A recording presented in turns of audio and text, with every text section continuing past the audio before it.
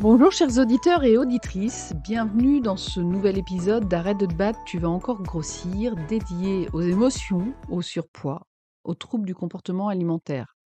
Pour ceux qui me découvrent, je suis Christelle Dalérac, naturopathe et auteure du guide du même titre que ce podcast.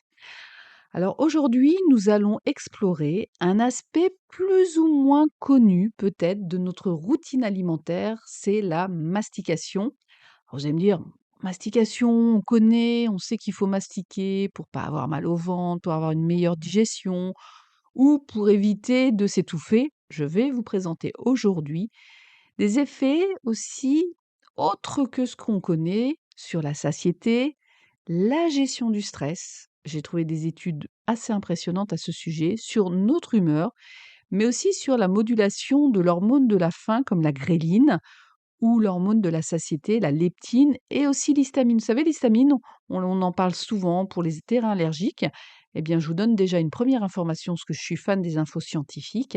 Eh bien, que l'histamine est produite aussi au niveau cérébral. Nous avons des récepteurs à l'histamine au niveau du cerveau qui modulent bien, notre sensation de confort alimentaire et de satiété. Mais vous allez voir aussi que la mastication, elle peut jouer aussi sur les neurotransmetteurs. Vous savez, ces fameuses hormones, on va dire cérébrales, comme la dopamine, qu'on appelle l'hormone aussi du plaisir, ou la sérotonine, l'hormone de la zen attitude.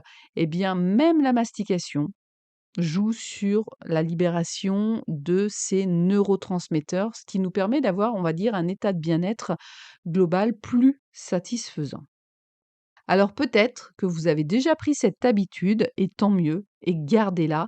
Et si c'est pas le cas, je vous encourage vivement à vous pencher sur la question, même si vous mettez ça doucement en place, et je vous donnerai quelques astuces pour mettre en place une bonne mastication à la fin de ce podcast. Alors, comme je vous disais, j'ai plongé pour vous dans les études scientifiques qui m'ont vraiment captivée. On va dire, j'ai eu du mal à ressortir la tête de l'eau de ces études scientifiques sur vraiment les effets insoupçonnés de la mastication. Et je vais essayer au mieux de vous résumer tout ça comme ça. Vous saurez vraiment pourquoi vous faites les choses. Et je pense que c'est important quand on sait à quel point il y a un impact positif, ça peut encore plus nous motiver à bien le faire. Lorsque nous avons bien sûr fini de digérer le repas précédent, qu'on a besoin de refaire le plein d'énergie, notre estomac va produire une substance qui s'appelle la gréline. On l'appelle aussi l'hormone de la faim pour informer notre cerveau du besoin de s'alimenter, et la gréline va stimuler l'envie de manger, l'envie de trouver des aliments pour refaire ce plein d'énergie, et au fur et à mesure du repas, cette gréline diminue. Sachez que lorsqu'on mastique de façon plus efficace, la gréline va diminuer plus rapidement, donc on aura moins faim plus rapidement. Vous savez, il y a des gens qui disent: «Moi, je peux engloutir un bœuf, j'ai toujours cette sensation de faim». Ça peut être la gréline. Donc le fait de mastiquer, vous allez déjà avoir un impact sur cette hormone et avoir cette sensation de faim qui diminue plus rapidement au fur et à mesure que vous vous alimentez. Donc naturellement, vous apporterez moins en quantité, donc vous allégerez plus facilement votre silhouette. Mais il n'y a pas que ça. Il y a aussi, une autre hormone qui s'appelle la cholécystokinine. Ah, vous allez me dire, mot barbare, on peut l'appeler la CCK, qui est produite dans l'intestin en réponse à la présence de graisse et de protéines dans l'estomac. Et elle joue un rôle important dans la digestion, dans la régulation de l'appétit.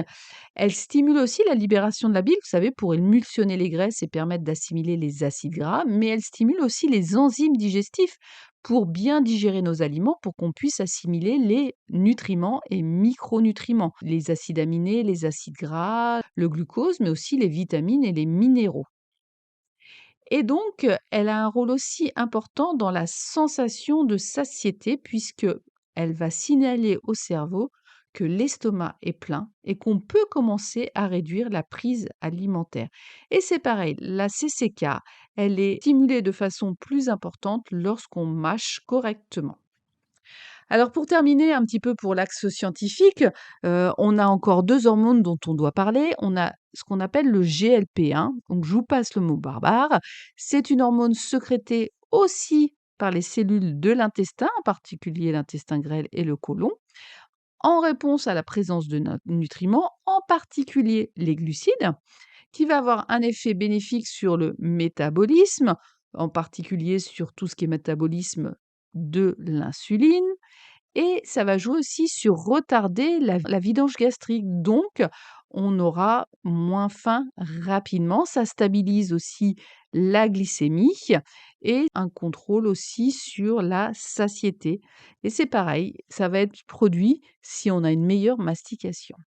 La dernière chose, c'est que pourquoi on vous dit aussi de prendre le temps de mâcher, c'est que vraiment le chef d'orchestre de la satiété, c'est donc l'histamine qui est produite au niveau du cerveau et cette libération n'a souvent lieu que 20 minutes après le repas.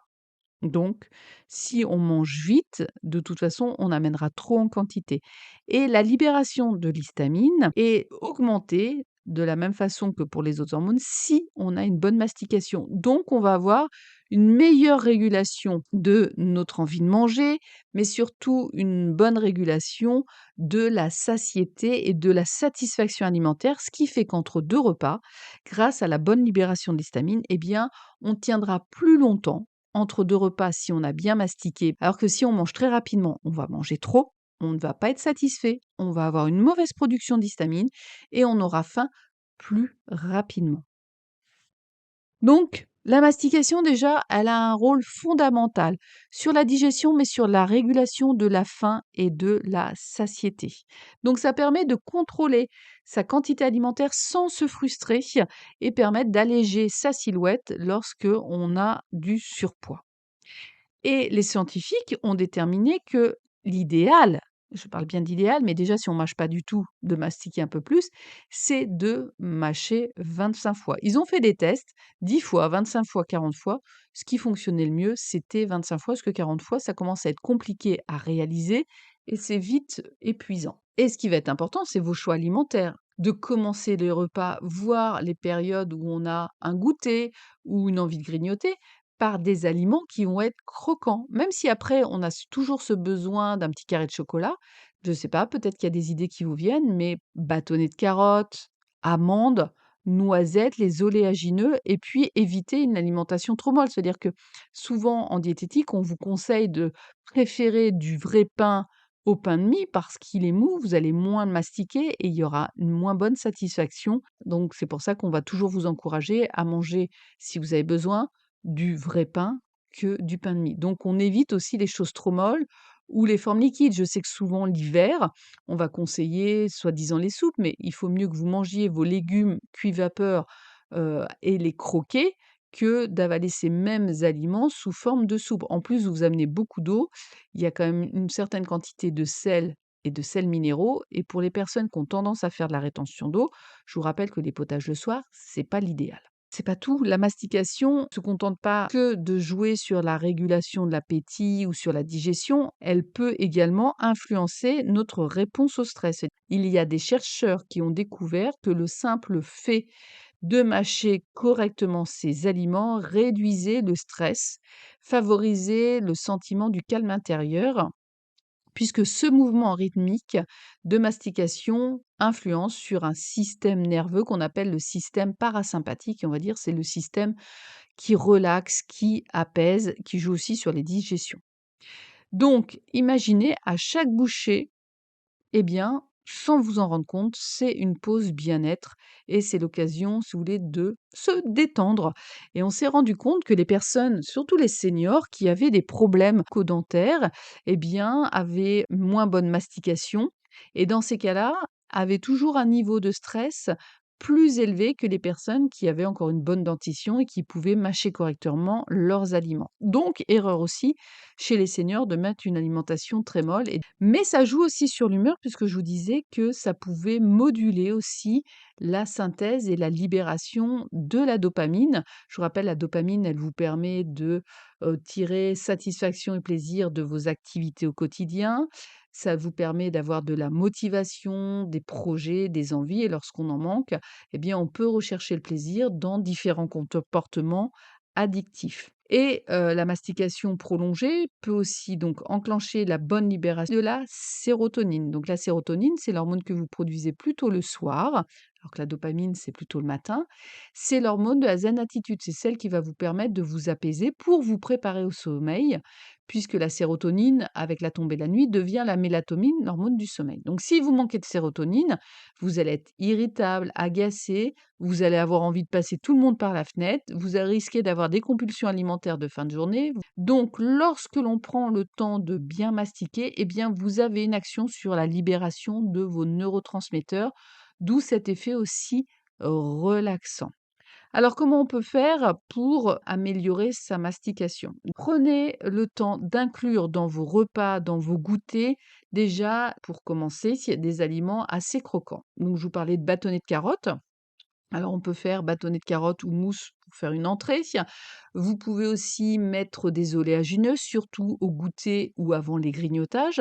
Et puis, ces aliments vont aussi amener beaucoup de fibres en début de repas. Donc, si vous avez par la suite eh bien, un repas un peu plus riche en glucides ou un goûter avec un peu plus de sucre, eh bien déjà, l'apport de fibres va ralentir le passage des sucres. Ça va être important. Mais ça veut dire aussi qu'il faut que vous vous accordiez, un instant de tranquillité quand vous passez à table. Il ne faut pas passer à table énervé, speed ou à manger debout devant votre ordinateur. Ça ne fonctionnera pas. Alors n'hésitez pas à poser la fourchette. Vous pouvez mettre aussi une alarme et puis si vous mangez pour voir déjà en combien de temps vous mangez, normalement c'est 20 minutes pour une bonne libération de l'histamine. Heu Si vous êtes à 2 minutes, vous forcez pas à passer à 20 minutes aussitôt. Essayez d'être, au lieu de 2-3 minutes ou 5 minutes, passer à 7 minutes, 10 minutes et ainsi de suite. Essayez aussi de compter le nombre de, mastications que vous avez, essayez de l'augmenter pour tendre vers les 25. Alors j'ai le souvenir d'une consultante qui m'avait dit: «Ah, c'est pas rigolo, je m'ennuie». Alors ce que j'ai remarqué souvent, c'est que les gens qui ont une blessure, d'injustice ou de trahison ont du mal à se faire contrôler par leur corps et d'avoir ces obligations-là. Je ne sais plus si je vous en ai parlé, mais il y a même des études qui montrent que les personnes qui font de l'arythmie, vous savez, des troubles du rythme cardiaque, je parle des troubles du rythme cardiaque bénin en lien avec le stress, sont nettement améliorées s'ils prennent le temps de mastiquer correctement leur alimentation. Alors surtout, n'oubliez pas, même si vous le faites pas tout le temps, mais vous le faites au début du repas avec quelques aliments croquants et après vous repartez dans vos habitudes. Le fait de positionner des petites habitudes et je vous en renvoie, eh bien, au podcast de la semaine dernière sur le changement d'habitude et comment 1 de changement d'habitude peut faire la différence. N'oubliez pas, même si ça vous paraît anodin, tout petit geste que vous répétez peut devenir une habitude et un automatisme. Donc et peut avoir des impacts, profonds sur votre bien-être global. Donc n'hésitez pas, prenez le temps de mettre en place, petite habitude par petite habitude, mais répétez-la. J'espère que ce podcast a pu vous faire comprendre pourquoi il était important de prendre le temps de mastiquer si vous ne l'aviez pas mis en place et de renforcer pour ceux qui le font déjà. Si vous avez aimé ce podcast, n'hésitez pas à le partager avec vos amis, à mettre une étoile, à me laisser un commentaire avec une idée de sujet. C'est une façon de soutenir ce podcast. Et puis, si vous voulez en savoir plus sur les ateliers d'accompagnement avec le dessin neurographique, l'enfant intérieur, les suivis individuels, eh bien, n'hésitez pas à vous rendre sur www.silbaya.com. Je vous souhaite une belle journée et je vous dis à très bientôt. Bye bye!